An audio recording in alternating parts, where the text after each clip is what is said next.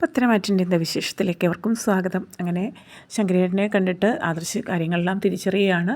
അപ്പോൾ ജലജയാണ് തെറ്റുകാരിയെന്നും നാഗേന്ദ്രൻ നിരപരാധിയാണെന്നും ഒക്കെ ആണ് പറയുന്നത്.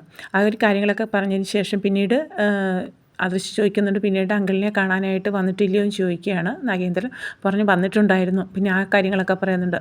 നാഗേന്ദ്രൻ വന്ന് ശങ്കരനെ കാണുന്നു. ശങ്കരൻ്റെ അടുത്ത് പറയുന്നു, ഇങ്ങനെയൊക്കെയാണ് കാര്യങ്ങൾ സംഭവിച്ചത്, ഞാൻ തെറ്റുകാരനല്ല. അപ്പോൾ ശങ്കരേട്ടൻ ഒന്ന് സംസാരിക്കണമെന്ന് പറയുകയാണ്.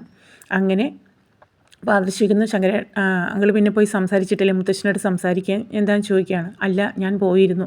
അവിടെ ചെന്ന സമയത്ത് മുത്തശ്ശൻ അതൊന്നും കേൾക്കാൻ കൂട്ടാക്കിയില്ല. മുത്തശ്ശൻ പറഞ്ഞത് നാഗേന്ദ്രൻ തന്നെ എന്തോ പറഞ്ഞ് തെറ്റിദ്ധരിപ്പിച്ചിരിക്കുകയാണ്, അതും പറഞ്ഞുകൊണ്ട് എൻ്റെ അടുത്തേക്ക് വരണ്ട, എനിക്കത് കേൾക്കാൻ വേണ്ട, അങ്ങനെയാണെങ്കിൽ തനിക്ക് ഇവിടുന്ന് ഇപ്പം തന്നെ ഇവിടുന്ന് പിരിച്ചു വിടും, കാരണം ആ ഒരു റിട്ടയർമെൻറ്റ് പ്രായമാവുന്നതിന് മുമ്പ് ഇവിടുന്ന് തനിക്കും ഇറങ്ങേണ്ടി വരും എന്നുള്ള ഇതിൽ മുത്തച്ഛൻ സംസാരിക്കുകയാണ്. അങ്ങനെ തനിക്കത് തുറന്ന് പറയാൻ കഴിഞ്ഞില്ല എന്നാണ് ആ ഒരു കരട് മനസ്സിൽ ഇപ്പോഴും ഇങ്ങനെ കിടന്ന് നീറുകയാണെന്നാണ് ശങ്കരേട്ടൻ ആദർശിനോട് പറയുകയാണ് കേട്ടോ. അപ്പോൾ അങ്ങനെ ആദർശ് കാര്യങ്ങളെല്ലാം മനസ്സിലാക്കിയപ്പോൾ പറയുന്നു, ഇനിയിപ്പോൾ ബിസിനസ്സിൽ ഞാൻ ശ്രദ്ധിക്കാം, വ്യക്തിപരമായിട്ട് എനിക്ക് നാഗേന്ദ്രനോട് ഇനിയിപ്പോൾ വൈരാഗ്യമൊന്നുമില്ല, ആ ഒരു രീതിയിൽ അത് പ്രത്യേകം ശ്രദ്ധിക്കാം എന്നൊക്കെ ആദർശ് പറയുകയാണ്. അപ്പോൾ തൻ്റെ അപ്പച്ചിയുടെ സ്വഭാവത്തെക്കുറിച്ചിട്ട് ശങ്കരൻ തന്നെ ആവർത്തിക്കുന്നുണ്ട്. നിനക്കറിയാമല്ലോ, മോനറിയാമല്ലോ അവരുടെ സ്വർണ്ണത്തോടുള്ള ആർത്തിയും. പലപ്പോഴും മുത്തശ്ശിയായിട്ട് ജ്വല്ലറി വരുമ്പോൾ പോലും അവർക്ക് ഇഷ്ടപ്പെട്ട ആഭരണങ്ങൾ കണ്ടു കഴിഞ്ഞാൽ വാങ്ങണമെന്ന് വാശി പിടിക്കാറുണ്ട്, അവർ വാങ്ങിക്കൊടുക്കാറുണ്ട്. എടുത്തു വളർത്തിയ മകളാണെങ്കിലും അവർ സ്വന്തം മകളെ പോലെ അത്രയും സ്നേഹിച്ച് തന്നെ ലാളിത്യത്തോടെ തന്നെ വളർത്തിയെന്നൊക്കെ പറയുകയാണ്. അങ്ങനെ കാര്യങ്ങളെല്ലാം മനസ്സിലാക്കി താങ്ക്സ് പറഞ്ഞിട്ട് ആദർശ് അവിടെ നിന്ന് ഇറങ്ങുകയാണ്. നേരെ വന്നിട്ട് അജയനെ കാണുന്നുണ്ട്. അപ്പോൾ നീ എവിടെയായിരുന്നു ചോദിക്കുമ്പോൾ ഞാൻ ഇതുപോലെ ശങ്കരൻ അങ്കിളിനെ കാണാൻ പോയിരുന്നു. അത് അപ്പോൾ പറയുന്നുണ്ട്, നമ്മളെ ജോലി ചെയ്തിട്ടുണ്ട്, അത് 10-25 വർഷം മുമ്പ് നടന്ന കഥയല്ലേ, അവിടെ പോയി ഇതൊക്കെ വിവരങ്ങൾ തിരക്കാൻ എന്താണെന്ന് ചോദിക്കുമ്പോൾ അതെനിക്ക് അറിയണമായിരുന്നു, കാരണം എന്നെ പല രീതിയിലും ശത്രുത കൊണ്ട് എന്തെല്ലാം കാര്യത്തിൽ അപകടപ്പെടുത്താൻ ശ്രമിച്ച ആളെന്ന് നാഗേന്ദ്രൻ. അപ്പോൾ ആ ശത്രുതയുടെ കാരണം എന്താണെന്ന് എനിക്ക് അറിയണ്ടേ, ഞാനത് തിരക്കി അന്വേഷിച്ച് പോയതാണ്.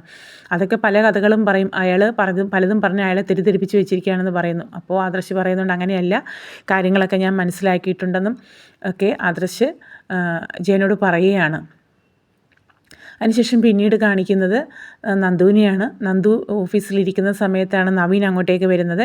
നവീൻ വന്നിട്ട് ചോദിക്കുന്നു. അപ്പോൾ നന്ദു മനസ്സിൽ വിചാരിക്കുന്നുണ്ട്, ഇനിയിപ്പോൾ പഴയ കാര്യങ്ങൾ വിമർശനമായിട്ടായിരിക്കും വന്നിരിക്കുന്നതെന്ന് പറയുകയാണ്. പക്ഷേ നവീൻ വന്നിട്ട് ചോദിക്കുന്നു, നിങ്ങൾ തമ്മിലുള്ള പ്ലാനിങ്ങിലൂടെയാണോ, അതായത് അനിയും നന്ദും കൂടെ പ്ലാൻ ചെയ്തിട്ടാണോ വിവാഹം മുടക്കിയതെന്ന് ചോദിക്കുന്നു. അങ്ങനെയൊന്നും ഇല്ല നവീനേട്ടാ പറയുകയാണ്. പിന്നെ എൻ്റെ വീട്ടിൽ ഒത്തിരി അയവും കാര്യങ്ങളൊക്കെ വന്നിട്ടുണ്ട്, അമ്മയുടെ ഇത്തിരി മനസ്സലിഞ്ഞു, ഇത്തിരി തൻ്റെയുള്ള പെൺകുട്ടിയായാലും വിവാഹം കഴിക്കാൻ എല്ലാവരോടും പറഞ്ഞ് സമ്മതിപ്പിച്ചിട്ടുണ്ട്, അച്ഛൻ ഉടൻ തന്നെ നാട്ടിലെത്തും, അപ്പോൾ ആ ഒരു പെൺകുട്ടിയെ ഇനിയിപ്പോൾ വിവരം അറിയിക്കണം എന്ന് പറയുമ്പോൾ നന്ദു പറയുന്നുണ്ട്, അങ്ങനെയാണെങ്കിൽ നവീനോടൊപ്പം ഞാനിവിടെ കൂടാം, നമുക്ക് ഒരുമിച്ച് പോയി ആ പെൺകുട്ടിയെ കണ്ട് സംസാരിക്കാം എന്ന് പറയുകയാണ്. അങ്ങനെ പോയി സംസാരിക്കേണ്ട കാര്യമൊന്നുമില്ല, എൻ്റെ മുമ്പിൽ തന്നെ ഇരിക്കുന്നതാണ് ആ പെൺകുട്ടി, അങ്ങനെ പരസ്പരം അറിയുന്നവരാകുമ്പോൾ ജീവിതത്തിൽ വലിയ പ്രശ്നങ്ങളൊന്നും ഉണ്ടാവില്ല, നന്ദുവിന് എന്നെ അറിയാം, നന്ദുവിനെ എനിക്കും അറിയാം. അപ്പോൾ നന്ദു ഒന്ന് ഷോക്കായി പോവാണ്. ഒട്ടും പ്രതീക്ഷയില്ല നന്ദു ഇല്ലേ, അതേന്ന് പറയുന്നു. അപ്പോൾ പറയുന്നുണ്ട്, അങ്ങനെയാണെങ്കിൽ നമുക്ക് ആ ഒരു വിവാഹാലോചനയെ കുറിച്ചിട്ട് പറയുകയാണ്. അപ്പോൾ നന്ദുവിനൊന്നും തിരിച്ച് മറുപടി പറയാൻ പറ്റാത്ത ആകെ ഷോക്കിംഗ് ആയി പോയിരിക്കുകയാണ്. ആ ഒരു രംഗത്തോടുകൂടി ഇന്നത്തെ പ്രൊമോ അവസാനിക്കുകയാണ് കേട്ടോ.